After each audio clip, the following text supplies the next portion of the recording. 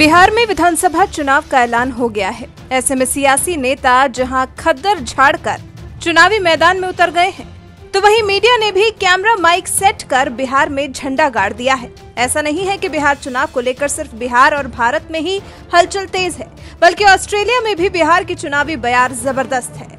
यहाँ बैठे एक प्रोफेसर ने भारत के चुनावी हलचल में दिलचस्पी लेते हुए कुछ ऐसा ट्वीट किया जिस पर कुमार विश्वास भी जवाब दिए बिना रह नहीं पाए। दरअसल यहाँ की सियासत ही जिसकी लाठी उसकी भैंस की तर्ज पर चलती है, ये बात किसी से छिपी नहीं है। इसी लोकतंत्र में बाहुबली अतीक अहमद, मुख्तार अंसारी, शहाबुद्दीन जैसे नेता चुनाव लड़ते हैं और जीतते हैं, तो वहीं फणीश्वर नाथ रेणु, नामवर सिंह, गोपाल दास नीरज चुनाव लड़ते हैं तो हार जाते हैं। साल 1972 में चुनावी मैदान में उतरे फणीश्वर नाथ रेणु ने तो यहाँ तक कह दिया था कि लाठी, पैसे और जाति की ताकत के बिना भी चुनाव जीते जा सकते हैं।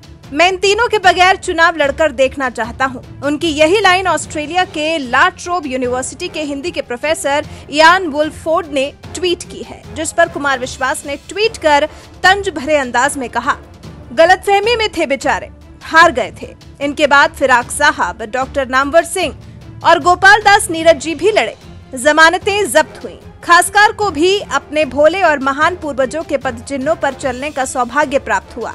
सत्ता को सच, संवेदना और मनुष्यता नहीं, फरेब और मतदाताओं का खून चाहिए।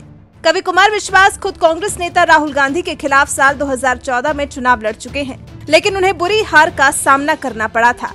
इसलिए मौजूदा राजनीति से कुमार विश्वास अच्छी तरह वाकिफ हैं। उन्होंने एक तरह से अपना यही सियासी अनुभव ऑस्ट्रेलिया के प्रोफेसर इयान वुलफोर्ड को समझाने की कोशिश की है कि ये भारत है, यहाँ लाठी, पैसे और जाति की ताकत के बिना चुनाव जीतना असंभव ही नहीं, नामुमकिन है। जिन उपन्यासकार फणीश्वर नाथ रेणु ने ये बात लिखी थी, वो खुद कांग्रेस के कद्दावर नेता सरयू मिश्रा से चुनाव हार गए थे।